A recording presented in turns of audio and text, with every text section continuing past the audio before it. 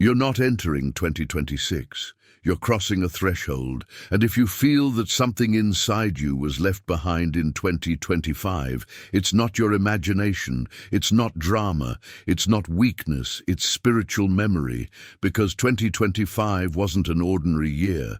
It was a year of closure, a year in which life silently removed everything that no longer sustained who you were becoming.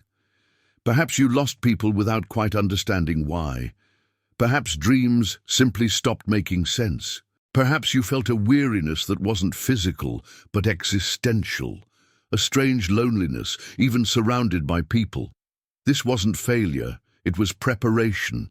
It was the hermit calling you out of the noise, taking you to the mountain, not to punish you, but to strip you bare.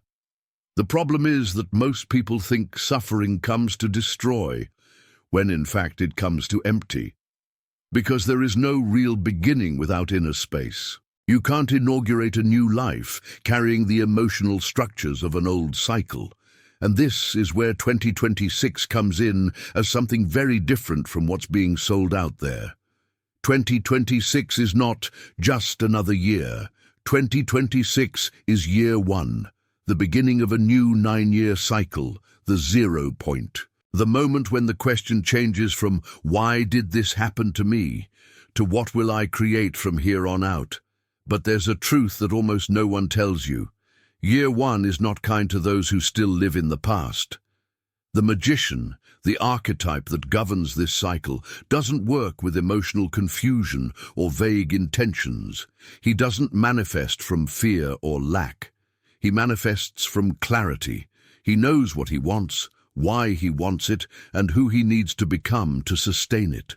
And that's exactly why so many people will repeat the same patterns in 2026 thinking they're starting over. They'll change scenery but carry the same mentality. They'll want the new but continue trying to control the path. They will ask for change but act from anxiety. And here comes the most important turning point in this script. Manifesting is not ceasing to want. Manifesting is ceasing to desperately want. Desire is not the problem. The problem is the attachment to the how. It's the mind wanting to dictate the path because it still doesn't trust. That's not rationality. That's fear disguised as logic.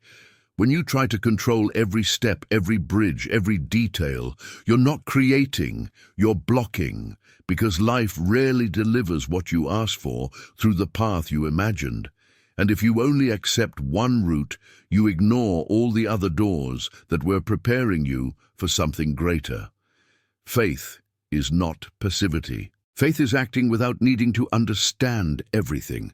The magician doesn't cross his arms waiting. He acts, but he acts in alignment. He doesn't force. He doesn't trample.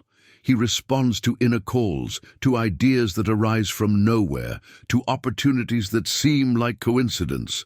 That's intuition. That's co-creation. And here's the point that separates those who will truly begin a new cycle in 2026 from those who will only change the calendar. Are you willing to relinquish control to gain direction? Because as long as you act trying to ensure emotional security before taking the next step, you will remain stuck. But the moment you decide to act with confidence, not in the absence of fear, but despite it, something rearranges itself. 2026 will test this very quickly. It will present you with simple but definitive choices: repeat or create, react or respond, control or trust. And each small decision at the beginning of this cycle carries enormous weight, because what you plant now doesn't grow in weeks. It grows in years. That's why this isn't a video about hope. It's a video about responsibility. Responsibility to recognize that you are no longer who you were in 2025. Responsibility to accept that some pains don't ask for explanation. They ask for closure. Responsibility to stop asking for signs and start sustaining decisions. Year one doesn't respond to victims, it responds to creators. And a creator isn't someone who dreams the biggest. A creator is someone who acts with clarity, detachment, and practical faith. You don't need to know the whole path. You just need to know the next step and take that step without trying to control the outcome.